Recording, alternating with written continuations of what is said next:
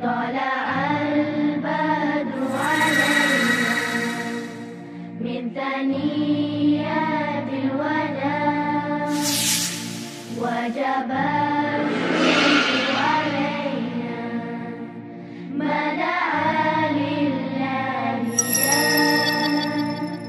ما دعا لله.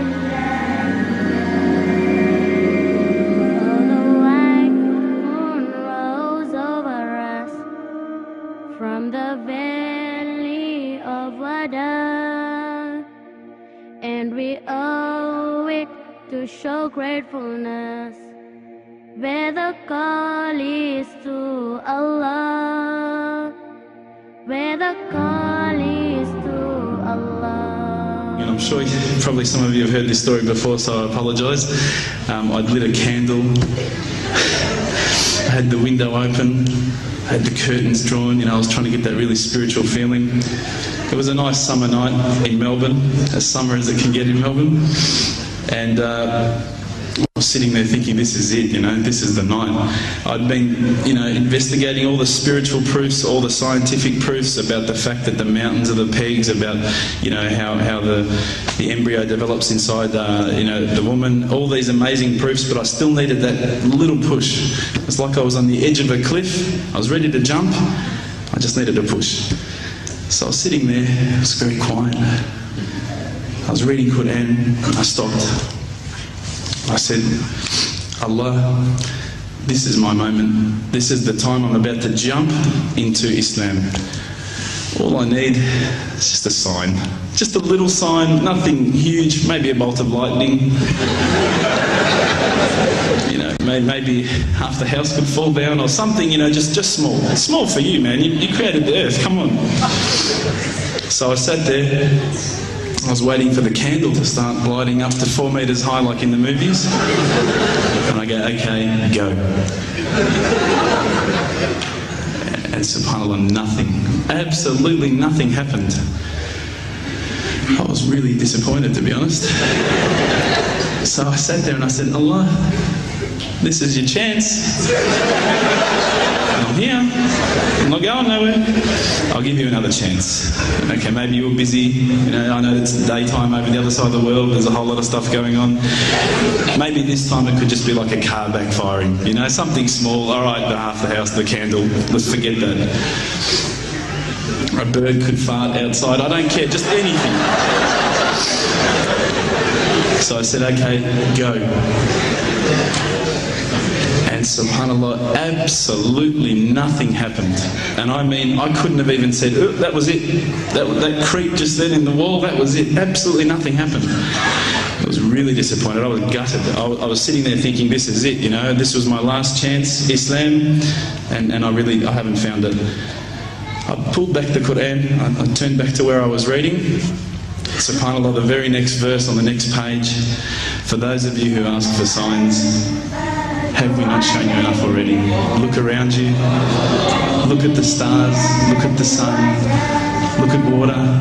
These are the signs for the people of knowledge. SubhanAllah.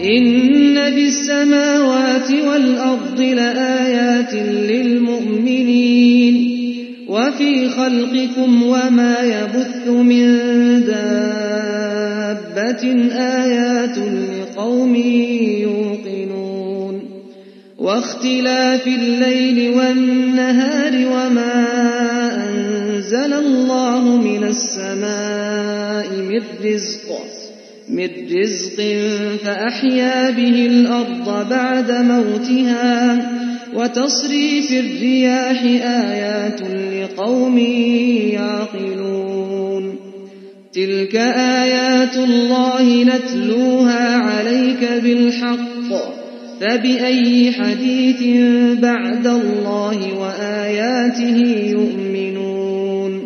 Oh, the white moon rose over us from the valley I threw the doona over my head and I pretended I was asleep. I was that scared because I couldn't believe how arrogant I'd been to want my own specific sign when all the signs had been there for me all along. The fact that we have this world, the fact that there is this creation, these are the signs for all of us. The next day I decided this is it, I'm becoming a Muslim. I've been investigating Islam now for probably about 6 months, to be honest.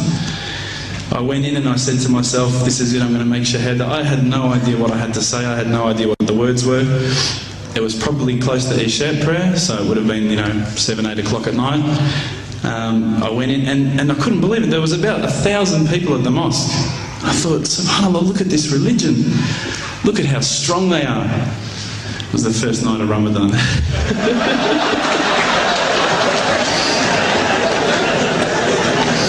Ramadan Muslims. So I sat there and I was very nervous, I must admit. I got up and this person's going to me, you got to say these words, bro, ashhadu. I'm going, what? Ash what?